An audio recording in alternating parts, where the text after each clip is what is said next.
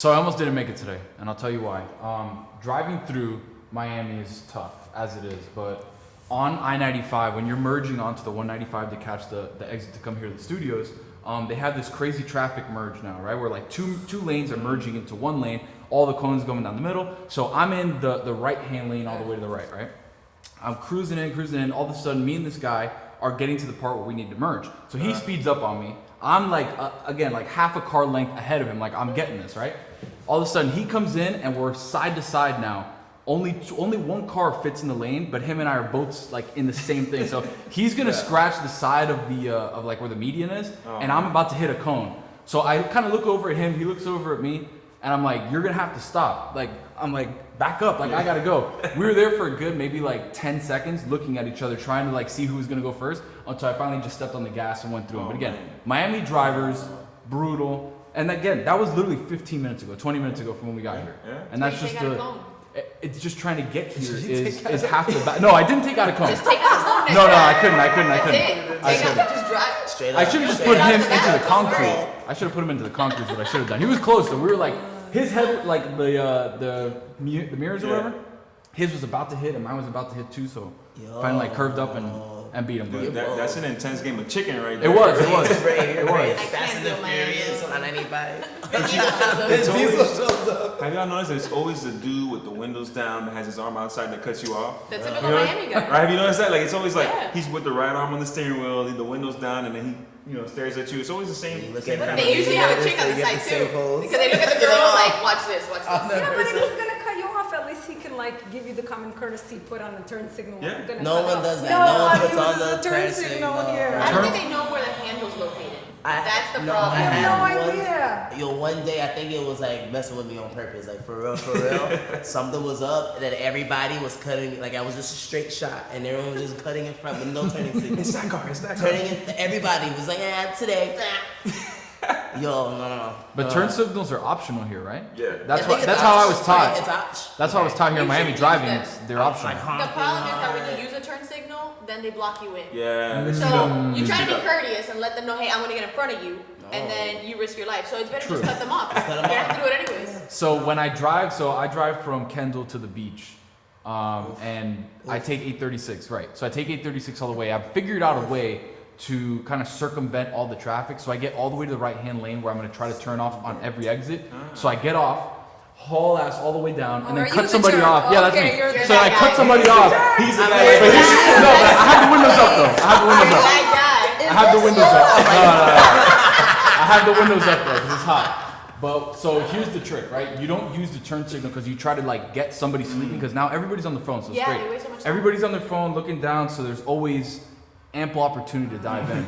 But here's the difference. The reason why you use the turn signal is when somebody's being stubborn and you're trying to get in and they don't let you in. That's when you hit the turn signal. Like, hey, I'm trying to get over here. Like, don't you see me? Even though I'm cutting you off from a turn lane, I need to get in.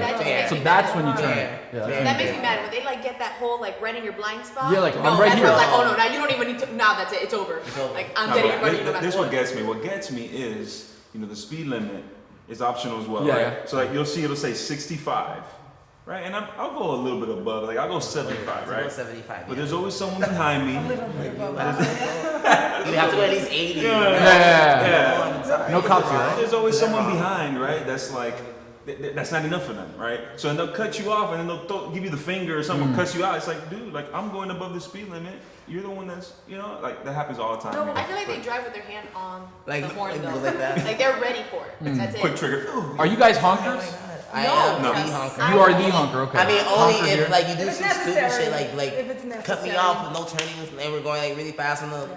I actually honk at you. You honk at me? You're the one that's on that lane. Yeah. When I have to get off to go to South Beach and go home. Right. And you know you're gonna wait until the last second to go left. That's right. You're wasting my time. No, I will no. honk. Everybody else is as I'm wasting going my home. time. You're That's not the out of my problem. way. I honk at you. Oh man. No wonder. My car has a good horn though. Have you seen the car that has a really weak horn? Ooh. It's like, meh. And you're like, The clown car. yeah, you're like, what? You're trying to be mad. I was What like, is that? I'm like, for real, okay. I'm sorry. You're like laughing. Like, I don't need to pay attention to that. Oh man. Or like, have you ever hung your life away and the person is jamming their life away? And they can't They hear don't it. hear Yeah. anything. They didn't even know. I'm like, you do this stuff like a Negro? Weirdo. Driving with their knees, like- oh man, Tamara, let's start with you today. Okay. Tamara, we've known each other for 2 years. 2 We're years. actually coming up on 2 years now. Yeah, in like right? a few days, yeah. We met November 27th, 2017, right? And we used to work at the same training facility. Yeah. And so for people that know me, they know I come from an athletic background, personal training, all that kind of stuff. But share a little bit about what you do and health and all that kind of stuff. Yeah, cool. So it's going to be just over 4 years that I got into Life of Fitness. I have a graduate degree in mental health and psychological counseling. I've always liked exercise, but never played sports ever in my life. And about 5 years ago, my mom had passed away, and fitness helped me deal with the tragedy. And I decided to use it to help others. So 2 years ago when we met, I decided to pretty much start a full-time fitness career. And I love it Yeah. because I use mind and body to help people. Yeah. Like I always say to my clients, like helping is my gift, but movement is my tool. So maybe movement is my tool right now, and something else will be another tool later on. But no matter what, it's helping people find success in their lives. Yeah. Yeah. Physical, mental, emotional, lifestyle fitness. Totally.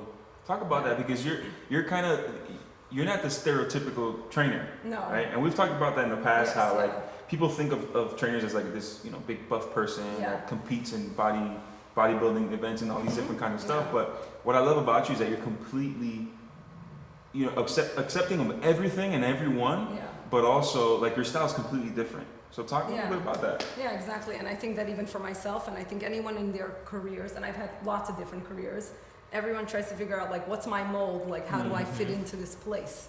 And even working in a big gym, sometimes I joke, I'm like, it's weird even for me that I work in a gym. But forgetting about those walls, I look at the relationship I have with my clients, Yeah. like the one-on-one or when I do groups, and focus on what are the needs of my client. And maybe they're there that day because they drag their ass to the gym, but they're really somewhere else. Yeah.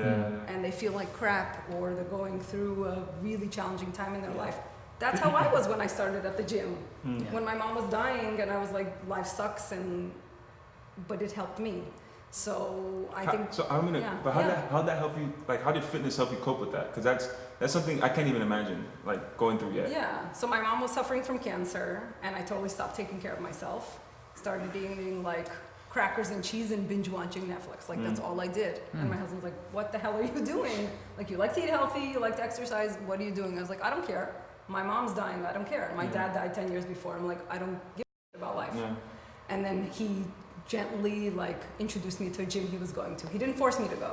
He's like, "Why don't you come and check out my gym?" And I was like, "Okay." So we're walking through this gym, and up at the very top, and you dance.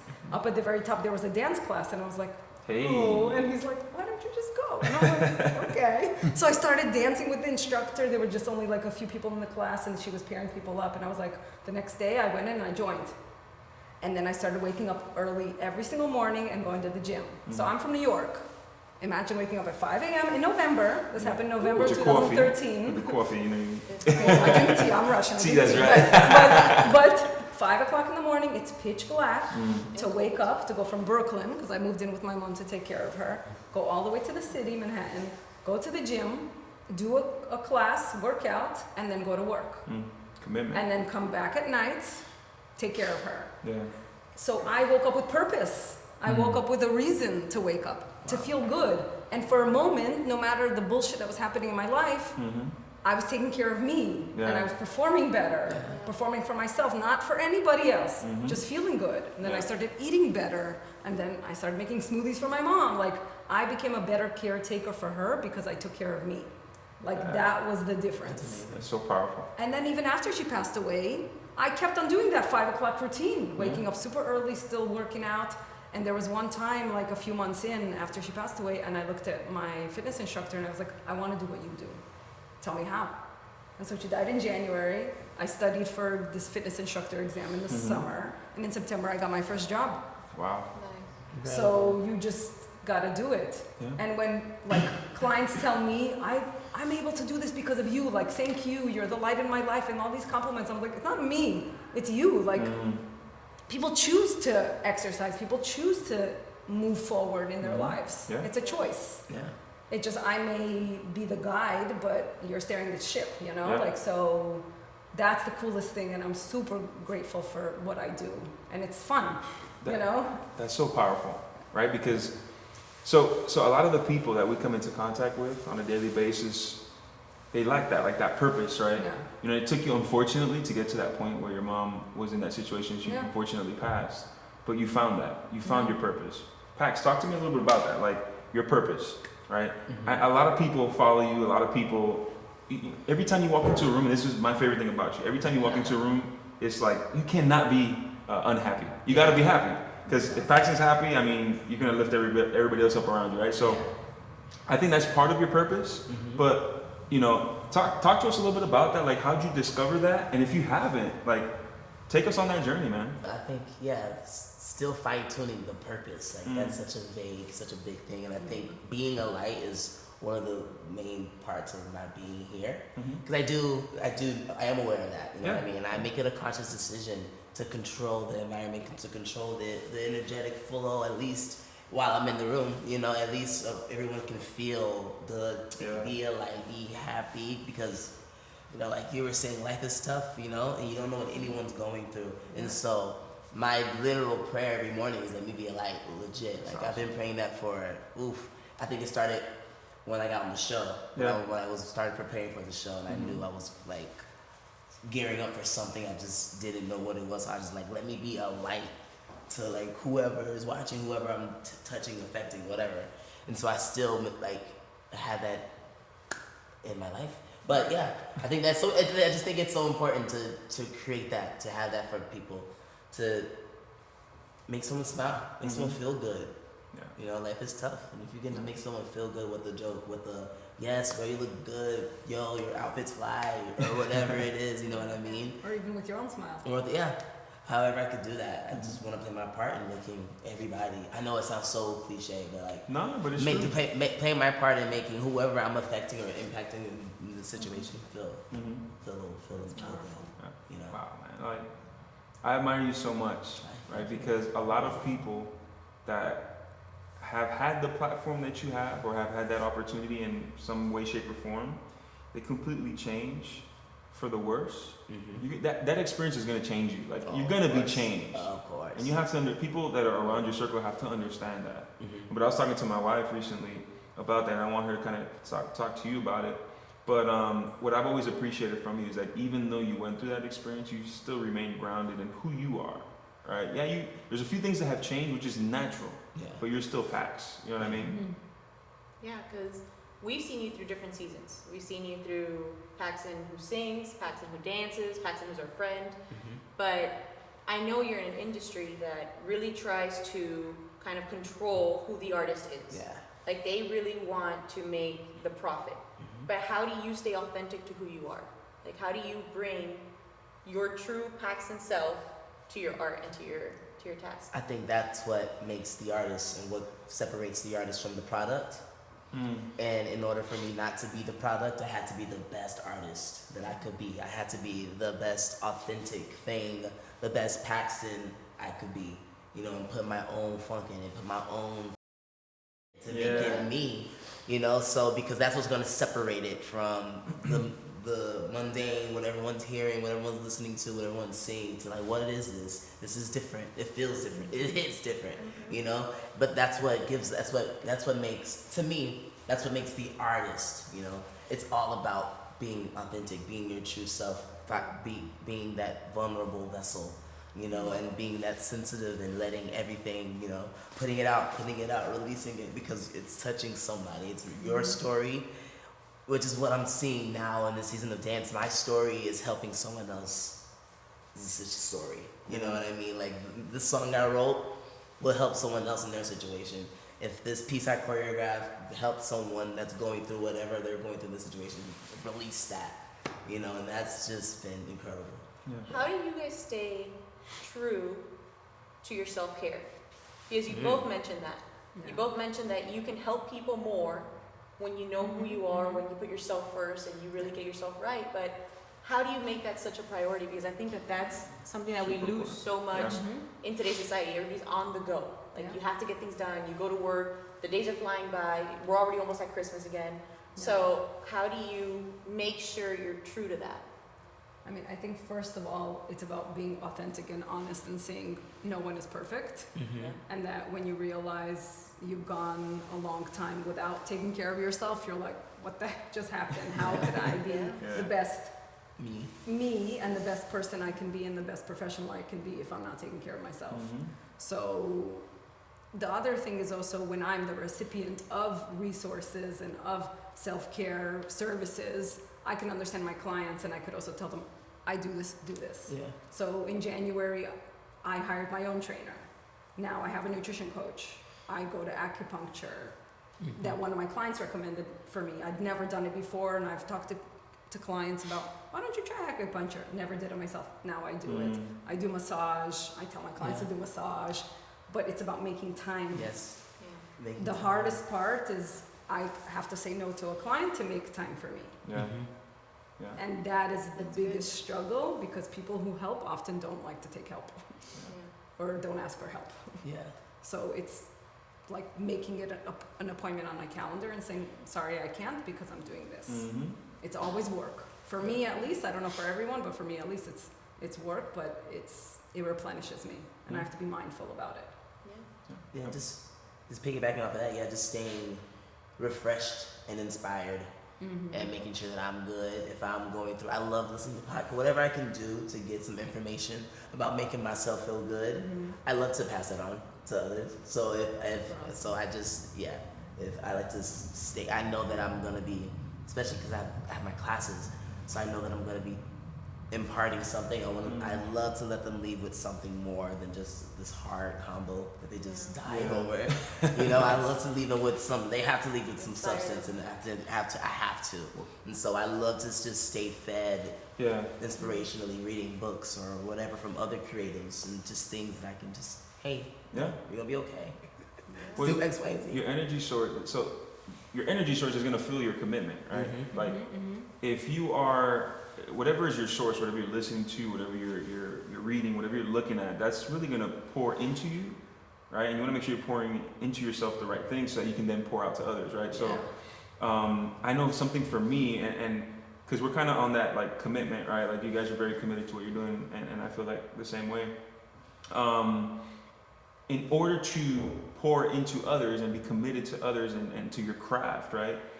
You need to make sure that you are resting and you are taking care of yourself and doing all these things, because then you're just an empty vessel, right? You're just like, there's nothing left for you to give, and then you kind of can veer off of the path of who you truly are, right? And I know that I was afraid of commitment, and part of that was putting in the work into myself, right? I was just like so focused on, okay, what's the next move, and not really focusing on that.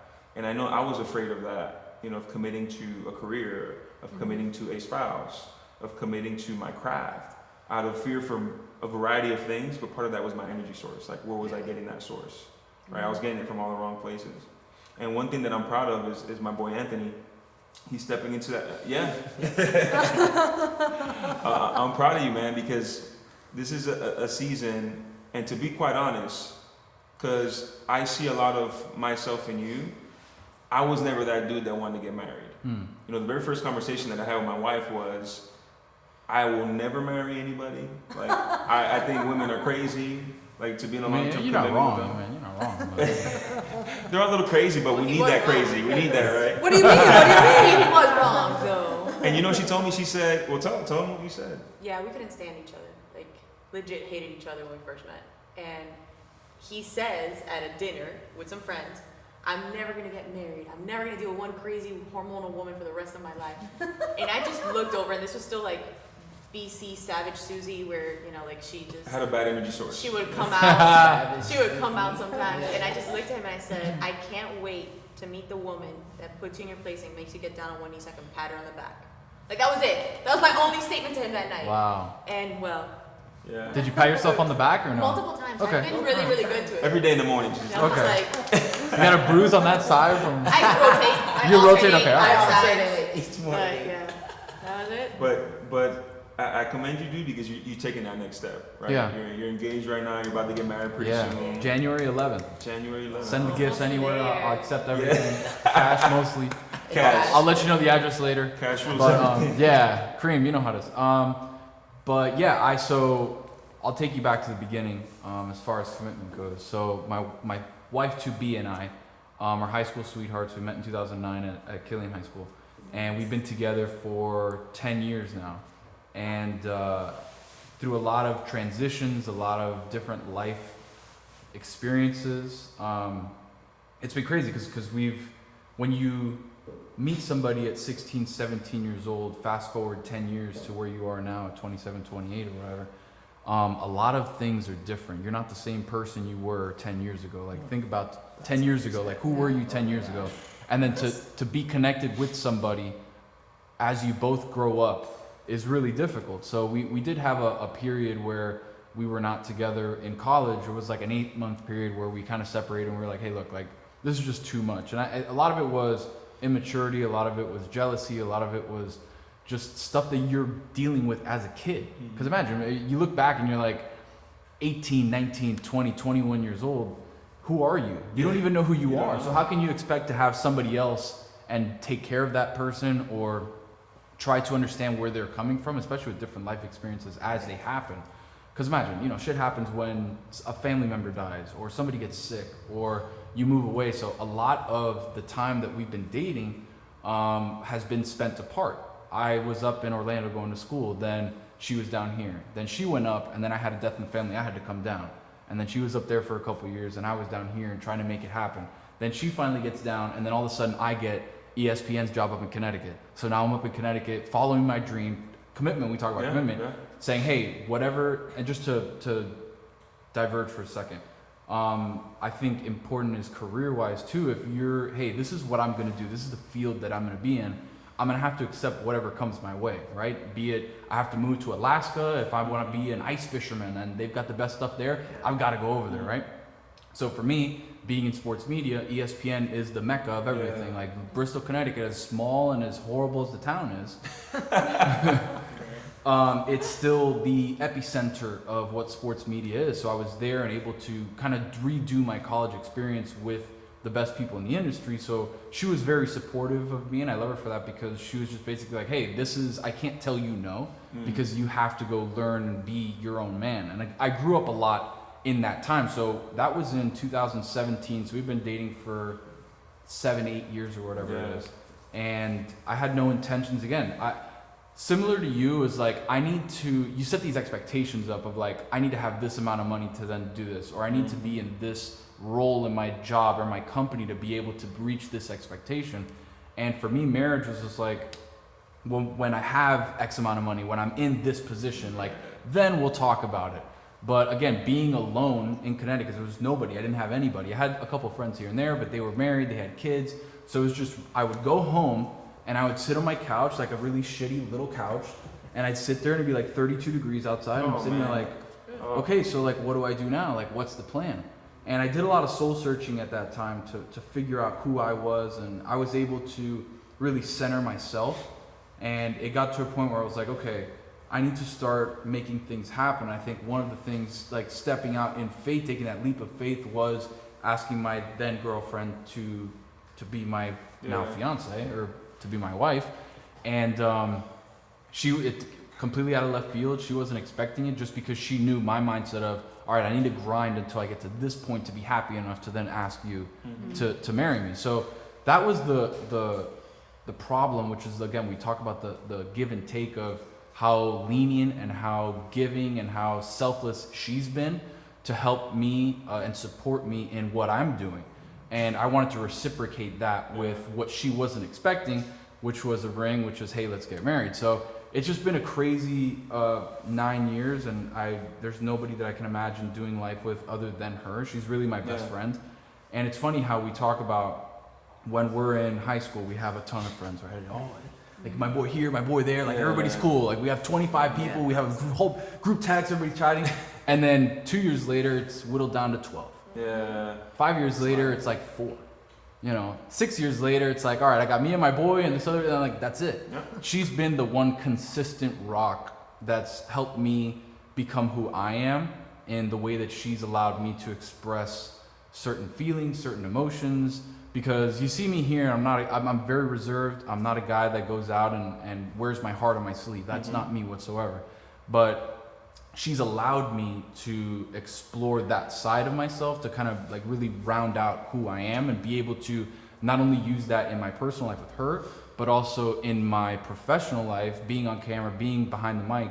It's easier for me to like blast out emotion when I need to. So she's been just a complete godsend to everything that she's a I winner, am. dude.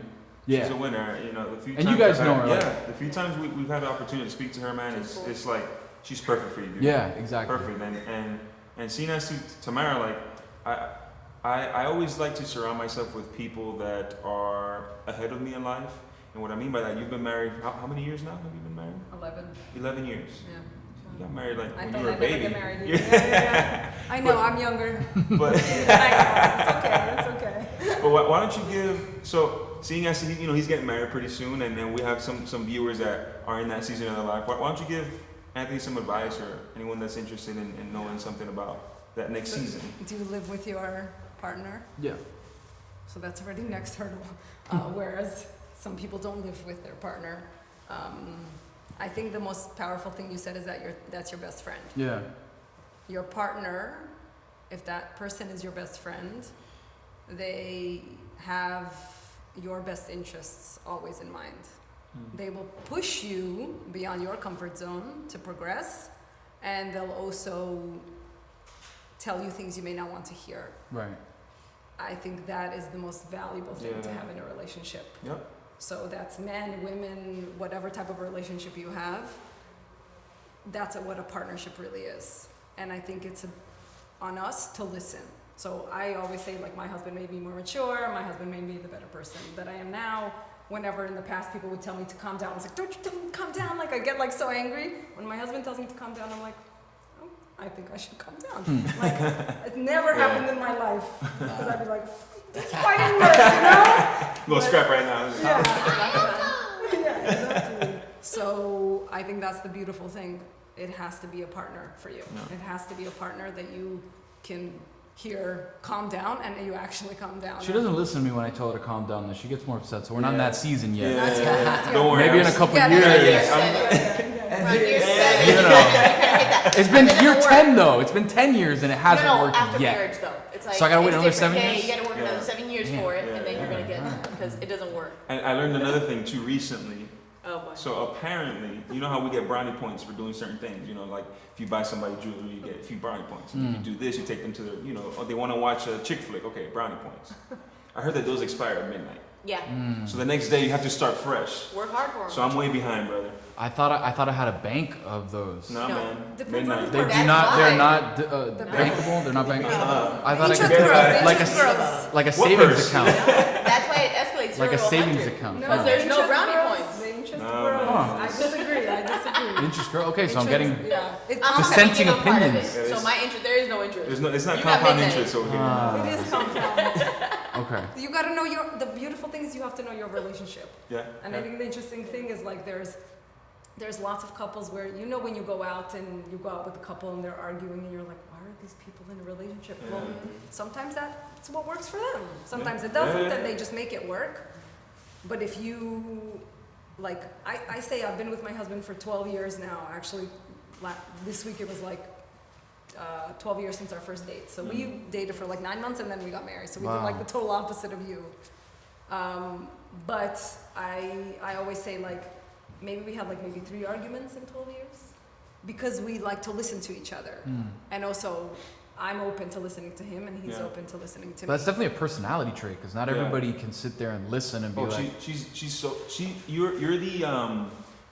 you're like the outlier. Because even there's times where I've spoken to you and it's like, wow, there's not a lot of people that are actually interested. Yeah. Like even from the eye contact, certain things like that I've always appreciated. Yeah. I know a handful of people that do that. You're one of them, but I don't know too many people that are like that. They just usually want to get their point. They're just across. waiting for you to finish so they can talk. Yeah. It's like, They that's cool, already know. but by the way, did you Yeah. hear about this? They're not listening. They Right. just already know what they're gonna tell Right, you. right. And you're like, that didn't even, Did you hear what I missed said? it. You weren't listening. Nothing? But my husband and I are both like that. Yeah. Where we're like, oh my god. But that that's dude just special. likes to talk.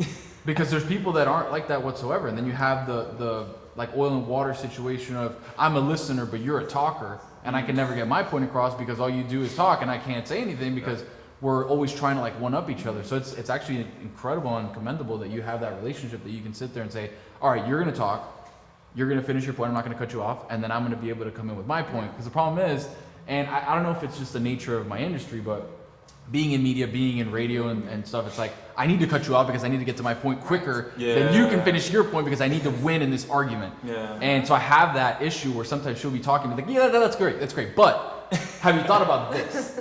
So I have that and I struggle with that. So I have to let her finish because then she hits me like, I'm not done yet. And I'm like, no, you're done because I still have something to say. So I'm kind of both people of like, I'll let you listen, but then I also want to talk. Yeah, which is good, but you have to like sometimes take off the work hat Right. and say, let that go and let me be with my best friend. Right. You know, because I think that was I'm gonna continue to harp on that, but that was one of the most beautiful things that you said. Like, Good, like, then I she's get my best brownie friend. points later, Yeah. right? Everything's Compound fine. interest. They Compound inspire. interest. Yeah. No, but this is forever, right? This is on YouTube, this is on Apple Pie, like, we're good. This, Replaying it right, this anytime lives you forever. put it on. Yeah. This lives forever.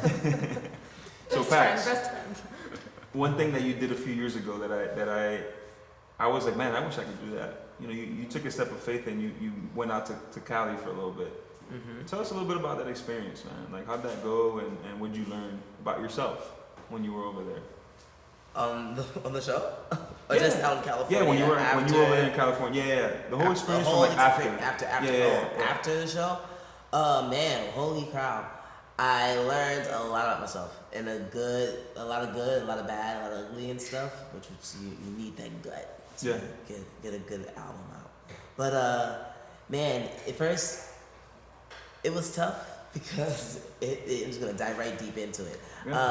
It was, you know, you deal with entitlement issues as an artist. You know, you just leave this show.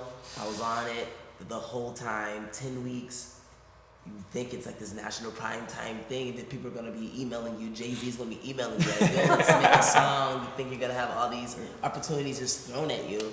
But no, you know, you really have to go out and do the work and really dig and grind. And I had to learn that, I you know, through everything. Like, nothing was just gonna be given to me. Right. You know, and I expected, hey, I have this on my resume. Look at me, here I am, sign me. But you know, it really taught me to grind, to go. I just got like, you know, I'm just another singer out here, just with something on my resume. You know, just a little extra nudge. So it really taught me to go out there and just trust my gut and work for it. If I want, like, I had to work for my success on the show, me even getting on the show. I had to work just as hard after. The show owed me nothing. They got me there. They got me there. They owed me nothing. So I just had to go out and get it. And I did. You know, I got some really cool things that came my way. Yeah. You know, on my own work, my own hands. You know, the most success was from my own hands. You know, and that was dope to see. You know, I wish, you know, in hindsight, you know, you know, there should be something done for other contestants or artists in that situation to have a little more of a something,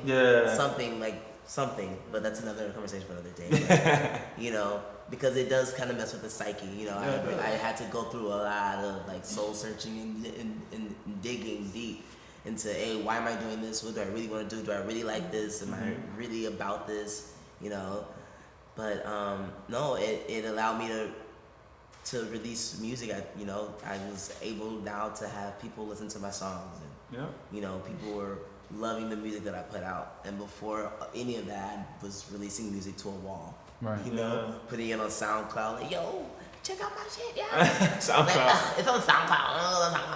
I have to download an app for that? Yeah, now SoundCloud. It doesn't come to my phone? Yeah, man.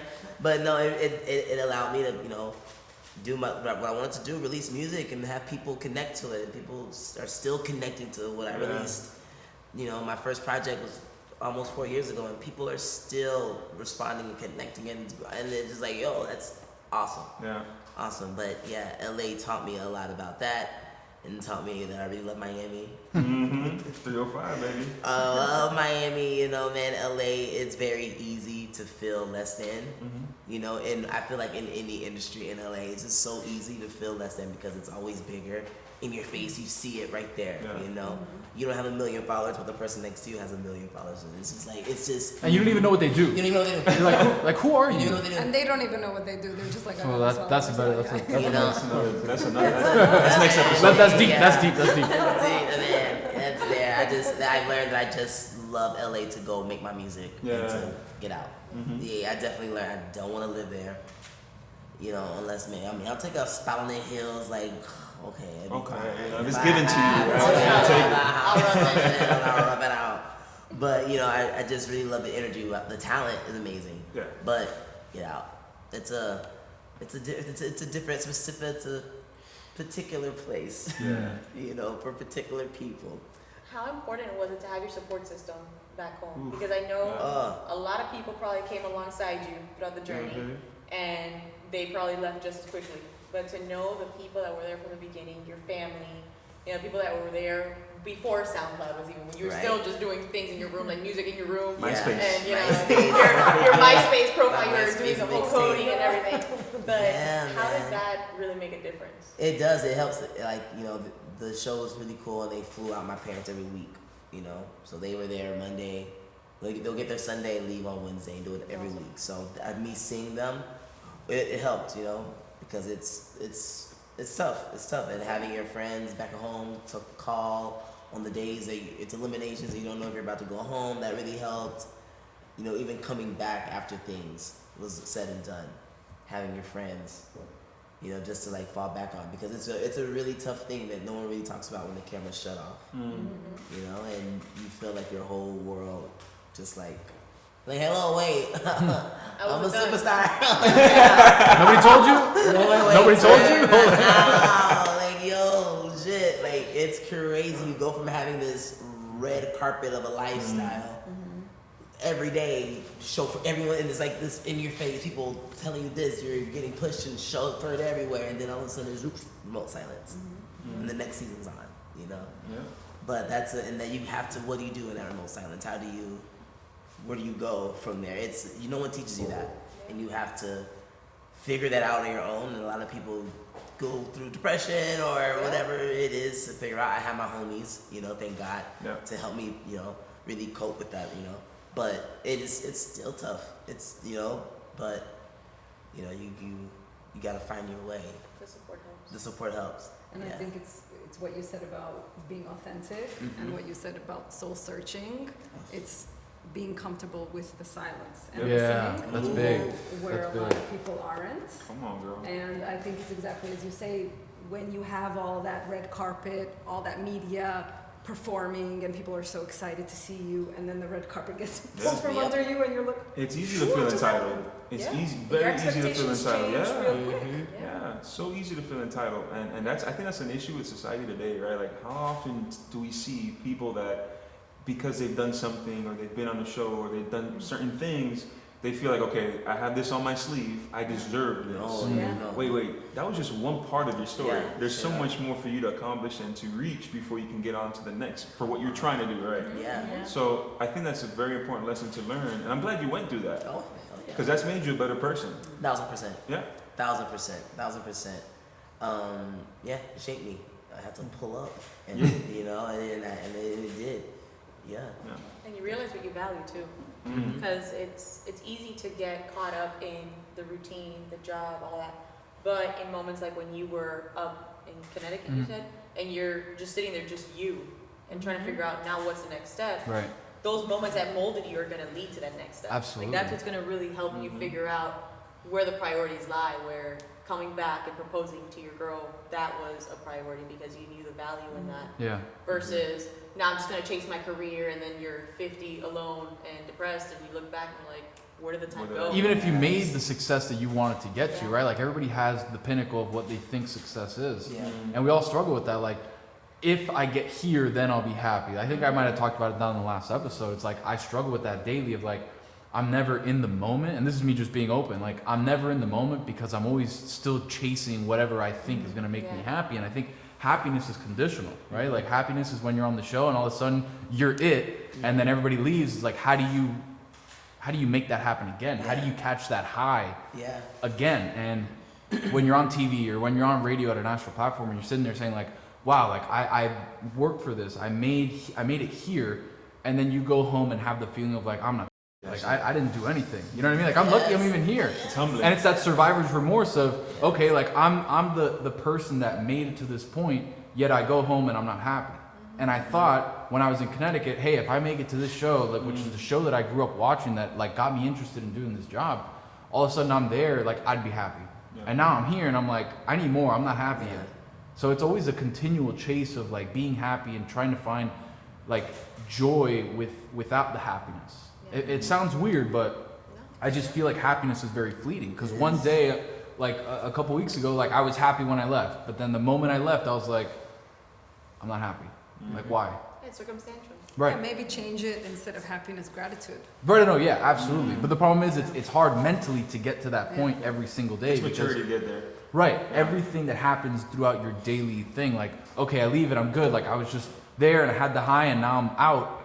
I'm done with the performance. I'm done with training. I'm done with whatever it is. All of a sudden I'm like, okay, well, what do I do now? Like, how do I find that again?